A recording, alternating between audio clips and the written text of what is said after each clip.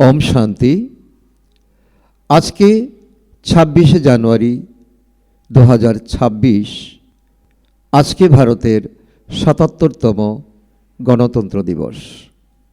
এই দিনে সকল ঈশ্বরীয় ভাই বোনদের প্রতি অনেক প্রীতি শুভেচ্ছা ও শুভভাবনা, শুভকামনা।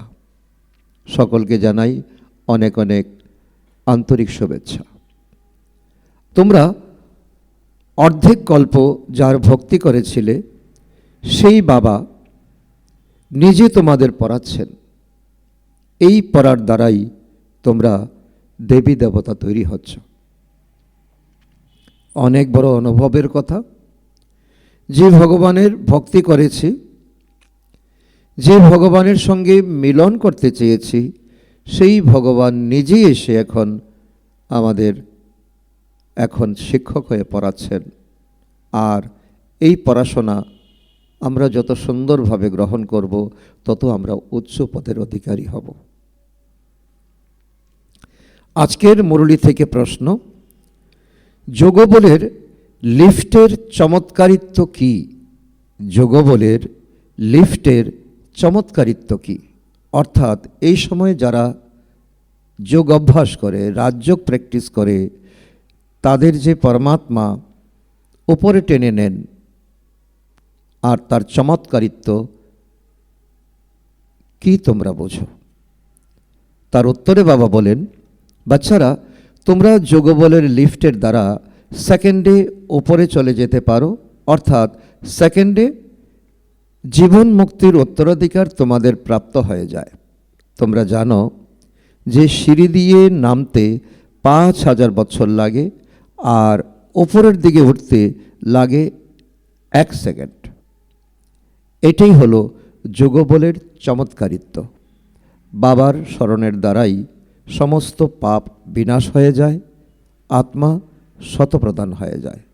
তো বাবার মিষ্টি মিষ্টি হারানিধি বাচ্চাদের প্রতি মাতা পিতা বাপদাদার স্মরণের স্নেহসমন আর সুপ্রভাত।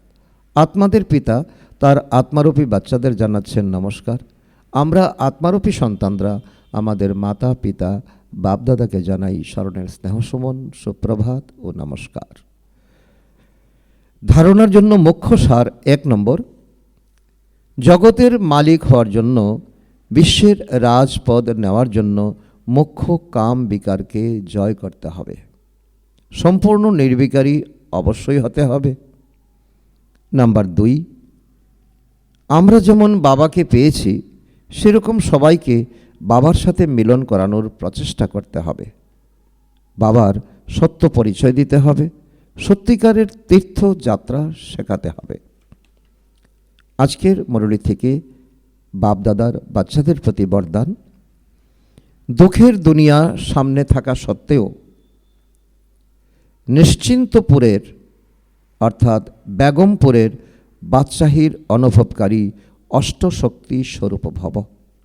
দুঃখের দুনিয়া সামনে থাকা সত্ত্বেও নিশ্চিন্তপুরের অর্থাৎ বেগমপুরের বাদশাহীর অনুভবকারী অষ্টশক্তি স্বরূপ ভব।